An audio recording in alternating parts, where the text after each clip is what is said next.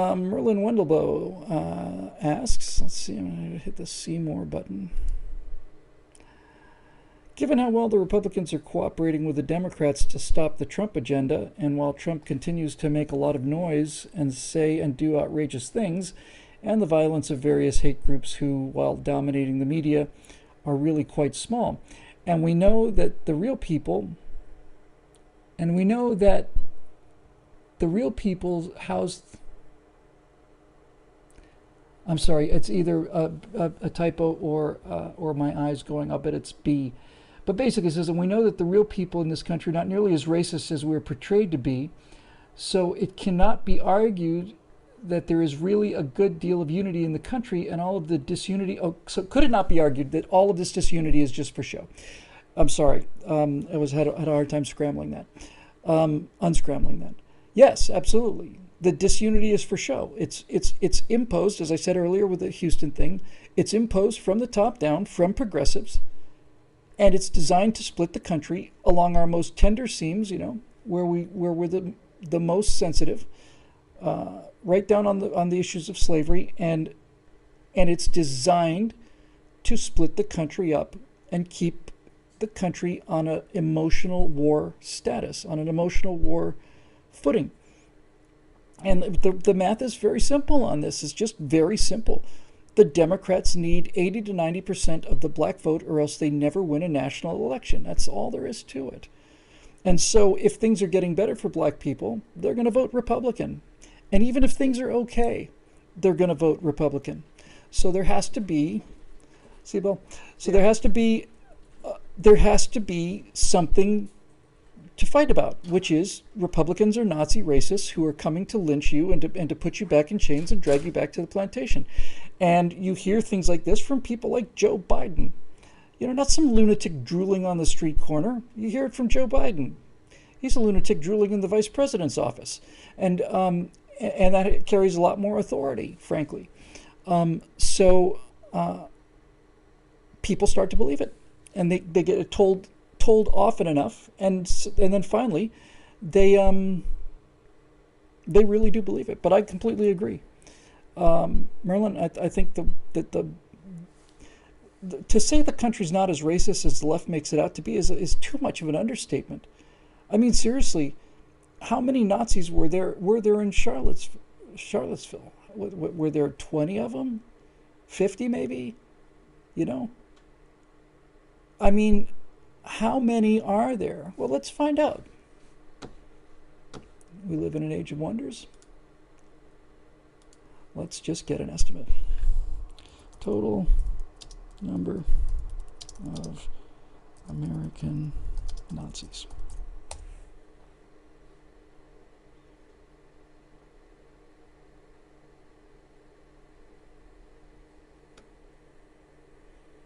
There's an American Nazi Party website.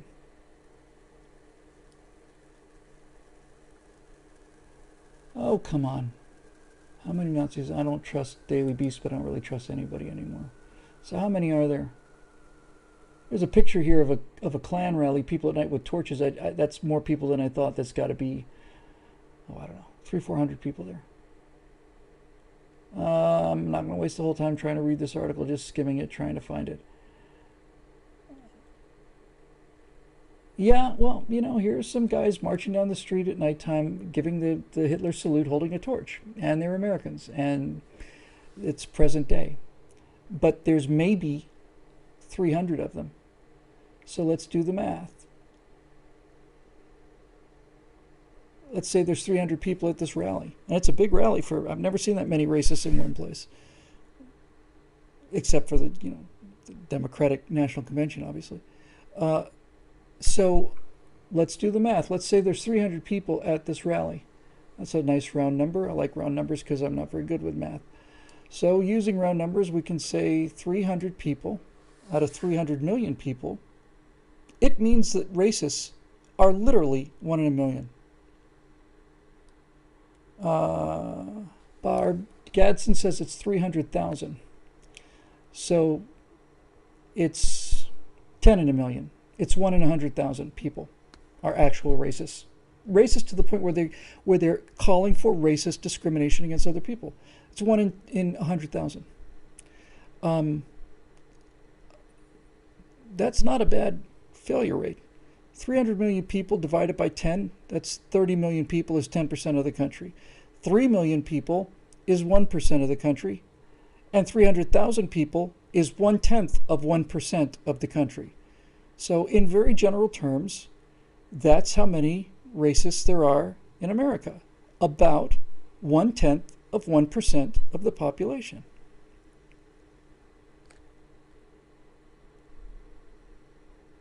And this is why we have to destroy this country? This is why? This is the great threat that has to be stamped out by eliminating all of our freedoms of speech and protection, all the rest of it? This is it? Because of 1/10 of 1%? We're the most racist country in the world? And Charlie Hebdo has to do a magazine cover about how God wants to drown the Nazis in America when it's 1/10 of 1% perhaps of the country is actively racist? I don't think those numbers make a lot of sense. I think it's less than that, frankly. But you wouldn't know it if you listened to nothing but progressives. If you listen to progressives, they'll tell you half the country's racist.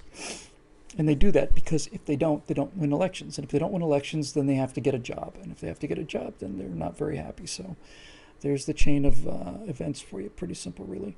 Do a couple more, I think, and call it a night.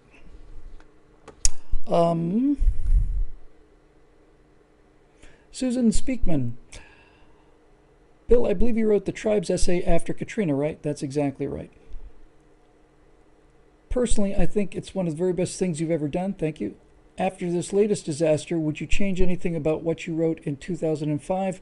Would you add anything, or would you leave it exactly as written?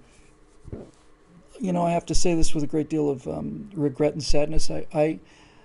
I've had a few people say, why don't you just reissue Silent America? And I say it's because it's not that country anymore. You know, Silent America was essentially a very optimistic book. It was an extremely optimistic book. It was all about American exceptionalism and honor and integrity and the conduct of our soldiers. So an extremely optimistic book. It was written before Barack Obama came to power. And 8 years later, it was 2005, I want to say, so 12 years later, it's not the same country. I couldn't reissue that book. It wouldn't make any sense. With that said, I do think that these tribes have split. And for those of you scalawags and layabouts and jackanapes who didn't read that magnificent essay called Tribes, I basically said the motivation for it was they were claiming that people were being murdered and raped and starved to death in the Superdome, that after Katrina in Louisiana, the Superdome, the giant football stadium down there, was used to house a number of refugees, and conditions in there were just terrible. And I saw somebody either on TV or a comment basically saying, this is America, racist America at its worst. And I remember thinking, if I'd been in there with my friends, we wouldn't be having rapes and murders in there. Turns out most of those stories were overblown, but at the time they seemed credible. Because my people know how to ration food, and my people know how to protect innocent people, and my people know how to sterilize water for safe drinking. My people know how to construct a latrine and where to put it. My people know how to do all these things. And that's when I realized this whole tribes thing. And I think the thing that I liked the most in terms of clarity was I didn't want to say red tribe and blue tribe because that doesn't mean anything. So the two colors for the tribes were pink and gray. I tried to pick two colors that the members of that group would say, that's a good color for me. But mostly I tried to pick a color that would be something you simply could not abide to be if you were on the other side. People who are very liberal and very touchy-feely and emotional, the idea that their tribe was the gray tribe would be unthinkable to them. And likewise, people who are practical people would never want to be considered pink. It's just not the color they want. So we had the gray tribe and the pink tribe, and I was talking about the kind of things I've been talking about, the kind of things that Evan Sayet later went on to talk about. And I'm not saying he derived it from me. He had brilliant set of insights that he got on his own. Basically, he said liberals are good at rhetorical intelligence, and their jobs are jobs where you don't do anything. And if you don't do anything and you fail, it doesn't matter. There's no cost to it. So the jobs they go into are jobs where you can be wrong. You can be spectacularly wrong. Evans says you can not only be wrong, you can be consistently the opposite of the truth and still continue to work and get promoted, make more money. And those would be things like academia and journalism and movies. I mean, if you make a mistake as a movie director, you have a chance to go back and reshoot, and you'll probably get more money and bigger budget and all the rest of it. You make a mistake as an engineer, and a bridge comes down. And those are not equivalent in terms of impact. So I would keep the basics of it, Susan. I would keep the same essential division, and I think the division's gotten wider. I certainly am far better educated about these issues than I was when I wrote that book. I wrote it. Silent America essays were written in real time in terms of my development, because I hadn't given any of this stuff any thought at all, ever. I never have, and I just sat down and wrote them, and it was the feedback, it was the comments from people like you that kept me at it and made me think maybe this is important, which is still hard for me to believe. But so that those divisions are still there, but they're much more acute now, and the country. I'm going to do a firewall on this. I've got two coming up, and I think I mentioned the one on socialism, which I'm going to call friendlyism.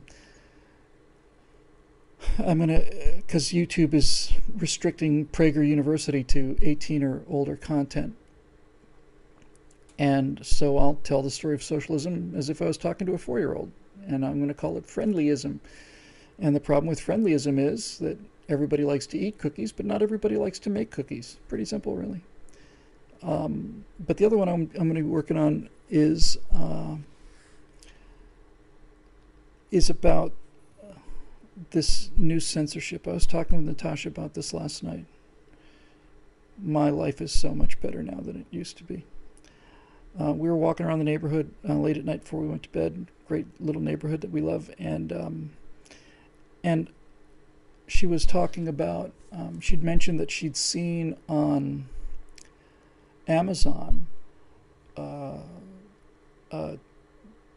I guess you'd call it a novelty item, but basically it was a plastic little figurine of Donald Trump bent over, and it was a pencil sharpener, and you get to imagine where you put the pencil.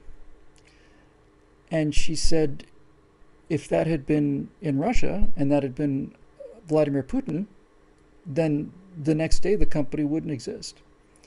The company wouldn't exist, and the place that sold it probably wouldn't exist either. It would just be gone. It just would not even necessarily murdered.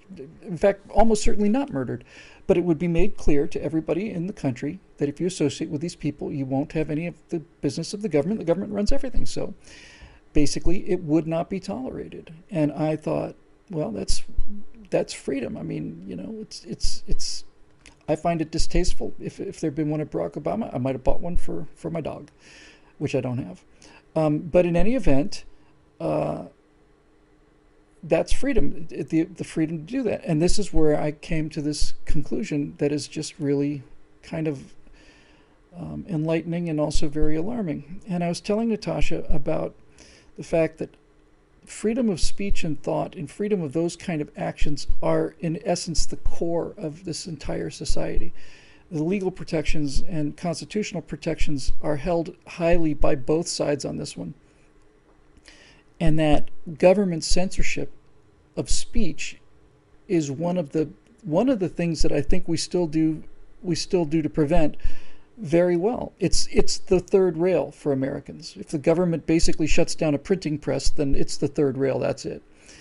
Printing press, what an archaic idea. A blog site or something, or a news site or YouTube channel or something like that, in any event. And then I realized what the left has done.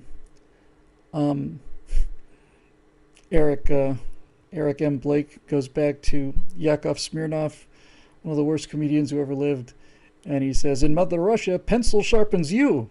Well played. It's really well played. And what I realized was this. I realized that what the left has done is they've achieved exactly what they want. But they didn't do it. They didn't do it the way we defended ourselves against it. We thought that censorship would come from the government. That's how it's always been done. The government doesn't like what you're printing, and so the printing goes away. That's Putin today and virtually every other country today, with a few exceptions.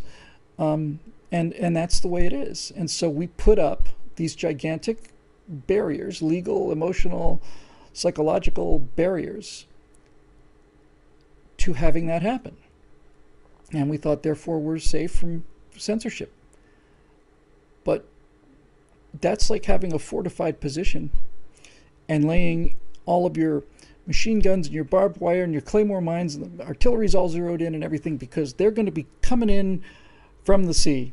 And just like in Singapore, it turns out they're not coming in from the sea. They're coming in from the jungle behind us, and they could not turn the guns around physically. The guns were not designed. They could not turn the guns on Singapore from out to sea back to the hills in the jungle where the Japanese came from. In other words, the left got their censorship, but they got it through infiltration. And what I mean by that is this.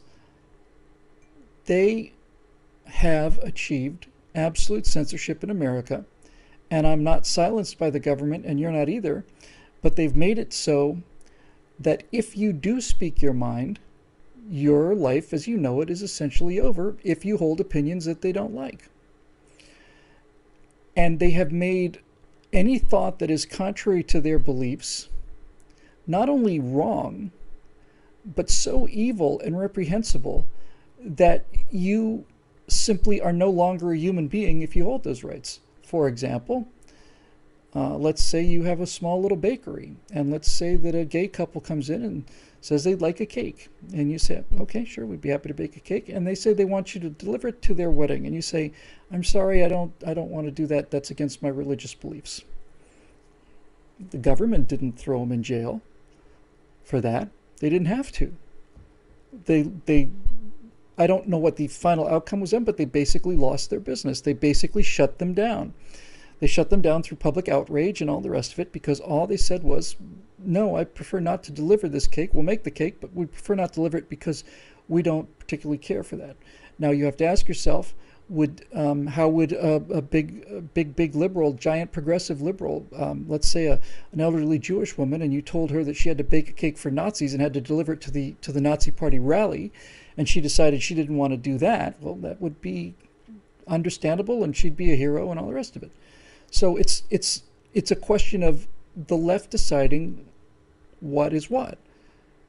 That woman could decline delivering it to a Nazi rally and everybody would be sympathetic to her. But if she declined to deliver it to a Communist Party rally, she'd be a red-baiting McCarthyite. And this kind of gets to something a little interesting. Well, it looks like my feed over there has frozen. I'm just going to hope that is just buffering, because I got good outgoing thing here. Which leads me to something that is really kind of remarkable.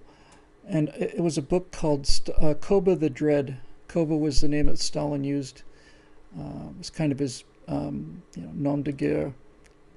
Although I've promised myself I'm not going to speak any more French because I don't know anymore.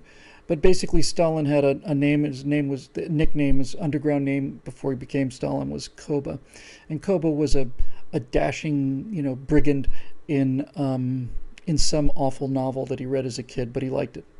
So Kingsley Amos's son Martin Amos wrote a book called Koba the Dread, Laughter and the 20 Million, and what he basically says is, no one laughs at Nazism, but everybody laughs at communism. And communism killed 3 times as many people as Nazism. Why is that? Why do people feel a moral reprehension toward, is that a word? Just they see the swastika and they feel sick. but they see the hammer and sickle, or they see, you know, Communist Party USA, and they laugh. And he couldn't really figure it out. But it's true. And the communists, the Bolsheviks, I suppose I should say, targeted their entire population. They may have killed 10% of their total population. They starved the peasants to death. They starved the kulaks to death, and then they basically turned against, you know, against members of the security organs and purged those guys. Got some new guys in. Then they decapitated the Red Army and killed all of their commanders, and all the people knew what they were doing, and so on and so on and so on. It looks like Stalin was about to launch one of these things against the Russian Jews, but sadly for the fate of the world, he died of a stroke before he could pull that off. So why is it that people are proud to be communists, socialists? Why? How can that be? Whenever I see somebody who talks about how wonderful socialism is, I make them account for the 100 million people that it's killed. That's where we're going to start. You're championing a system that's killed 100 million people. So we're going to start with those people. And why did those people have to die? And why don't they count? My philosophy doesn't require killing people. In fact, my philosophy is that if I find a government that is killing people, then it's my duty, it's my moral duty to oppose that group of murderers. But that's not where it goes. It's always the same thing. Well, they didn't do it right. They didn't do it right. That's not real socialism. That's communism. Not real socialism. Stalin perverted Lenin's revolution. Stalin picked up the reins where Lenin dropped them. Lenin had arrested people and had executed people who he knew were innocent, absolutely knew were innocent. He would say, go 100 miles into Polish territory, take a bunch of hostages, and if anybody acts up, shoot 10% of them.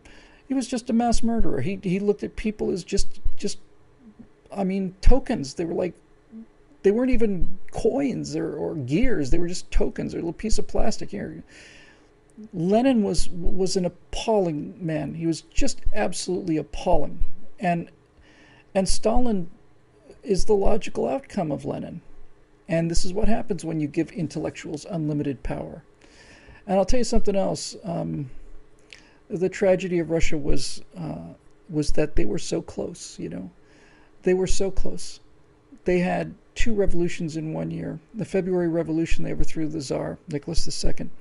And the Kerensky government had set up a parliament, and there was abolition of the death penalty, and there was protection of rights, freedom of the press. All of these things were written into the Constitution, and the Bolsheviks kept delaying and destroying and arguing and so on. And then in October of the same year, the Bolsheviks launched a second revolution, which brought communism to Russia and doomed them for 70 years. And they're not over it now, and they won't get over it for centuries. But they were close. They were very close. And the Bolshevik Revolution happened, and I think it was the next day, because literally they did it in an evening. There was just nobody in charge, and they just went out there and took over. But I think it was literally the next day when the Constituent Assembly, which was going to be the Russian Congress, was to meet, and the Bolsheviks dissolved it on the first day. What do we need a Congress for? We're the party of the people. We're the vanguard of the workers. This is the dictatorship of the proletariat. And instead of murdering people by what religion they were, they murdered people by what economic class they were. Didn't have anything to do with guilt, innocence, nothing. If you were an aristocrat or a member of the bourgeoisie, you're largely finished. And if you're a proletarian, then you've got some protection against you. It didn't protect you individually, but as a class, it made you a little less of a target. I don't see the difference between murdering 100 million people because of class and murdering 6 million people because of religion. I don't see the ethical difference. And I don't understand why Nazism... I fully understand why Nazism is so repugnant. I don't understand why communism has been given such a pass. And the reason is because it's the philosophy of the left, and the left controls the media. That's where all the rhetorical people go. And people like, you know, Don Cheadle and Mark Ruffalo and so on don't know anything about anything. And so they think that this is kindness, when in point of fact, it's just nothing but misery. And off you go. I think I'll do one more.